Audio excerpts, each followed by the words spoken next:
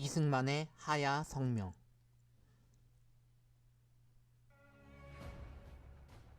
그리고 오전 10시 20분경 이승만의 하야 성명이 라디오를 통해 발표되었다. 나는 해방 후 본국에 돌아와서 동포들과 더불어 잘 지내왔으니 이제는 여한이 없습니다. 나는 무엇이든지 국민이 원하는 민의에 따르고자 했던 것입니다. 보고를 들으니 청소년 학도들과 동포들이 내게 몇 가지 결심을 요구하고 있다던데 국민이 원한다면 물러나겠습니다. 또 선거를 다시 치르도록 하겠습니다. 이러한 성명을 발표하고 이승만은 다시 메카나기와 만났다. 이승만은 먼저 방문한 학생 대표단에 대한 소감부터 말했다. 참 좋은 학생들이고 정의감으로 가득 차 있더군요. 대사, 나는 3.15 부정선거를 25일에야 정확히 보고받았소. 과거에도 그래왔듯이 이번에도 국민이 원하는 대로 하겠소. 하지만 그 말에 메카나기는 순간 다시 긴장을 하지 않을 수 없었다. 국민이 원하는 대로라면 구체적으로 어떤 결정이신지요? 각하는 한국의 조지 워싱턴과 같으신 분으로 남으실 겁니다. 혹시 사임을 생각하고 계신가요? 뭐 그렇습니다. 그제야 메카나기는 안도의 한숨을 내쉴 수 있었다. 휴. 일설에는 이승만의 하야는 미국의 압력이 아니라 국민의 뜻에 따라 하야를 한 것이라는 주장도 있지만 미국이 결정적인 영향을 미쳤다는 것은 결코 부인할 수가 없는 사실이다. 한국으로선 불쾌할 수도 있는 일이지만 당시 우리나라의 위치가 그러했다는, 심지어 군의 중립화는 물론이고 대학 교수단의 데모에도 미국은 영향력을 미쳤으니. 임창순 교수는 이렇게 밝혔다. 사실 대학 교수단의 데모는 미리 미국 대사관의 신분 보장을 받고 이루어진 일이죠. 이승만의 고문이었던 로버트 올리버는 이렇게 밝히기도 했다. 이승만의 하야는 수차례 구상되었던 에버레디 플랜이 드디어 실행으로 옮겨진 것이었다. 미국 만세를 외쳤던 시위대들. 이승만의 하야 성명이 방송으로 흘러나오자 시위대는 일제히 환호성을 했다. 만세! 우리가 해냈다! 신이 난 학생들은 파고다 공원으로 달려가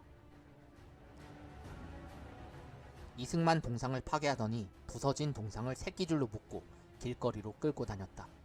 하하! 꼴 좋다!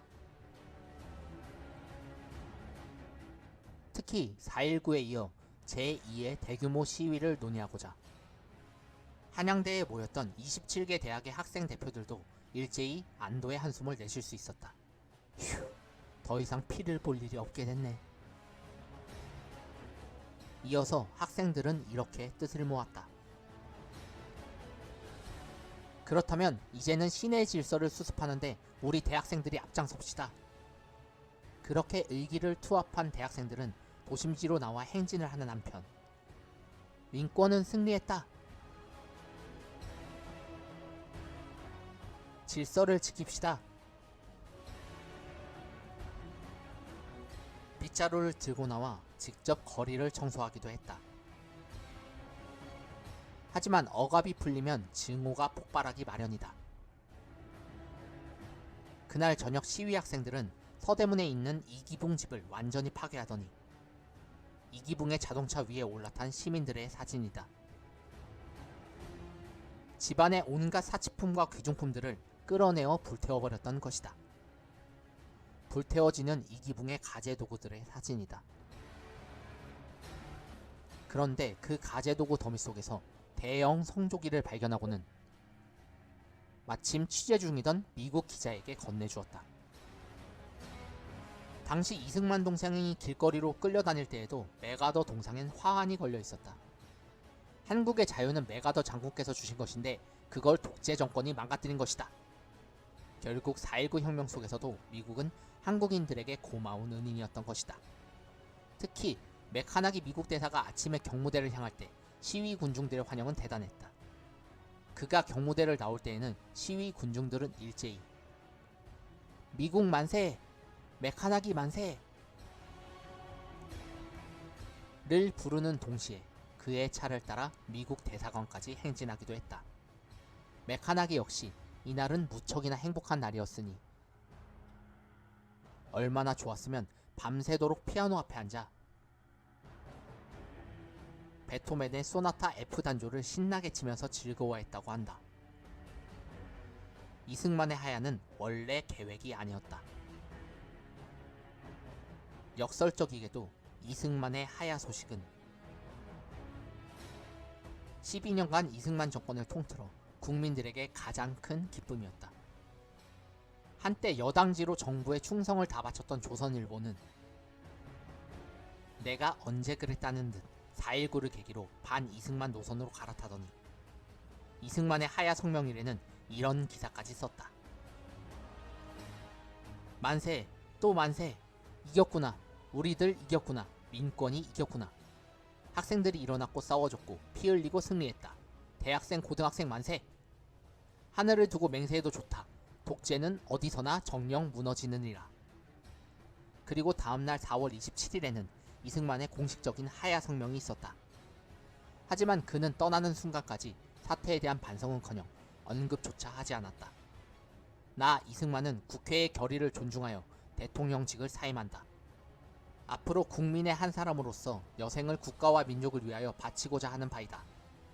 이런 식으로 말을 마쳤다. 그런데 이승만이 경무대를 떠나 자택인 이화장으로 옮겨가는 동안 뜻밖에도 수많은 인파가 몰려와 열렬한 박수로 그를 환송하는 것이 아닌가. 이화장으로 돌아와 군중들에게 손을 흔드는 이승만의 사진이다. 당시 동양통신의 기자는 이렇게 회고한다.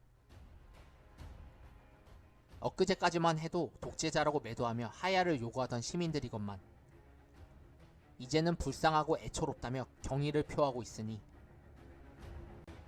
한국 사람들은 이처럼 정에 약한 것일까? 아니면 부하내동한 것일까? 대체 왜 그랬던 것일까? 여러 이유가 있었겠지만 4.19의 목적 자체가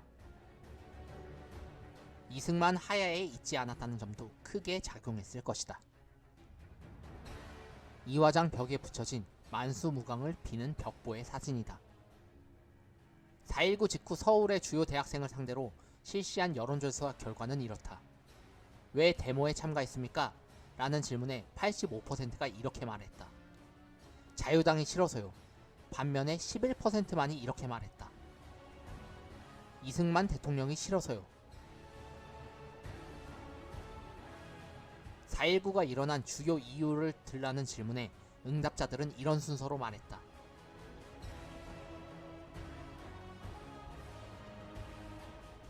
가장 싫어하는 인물에는 이렇게 답을 했다.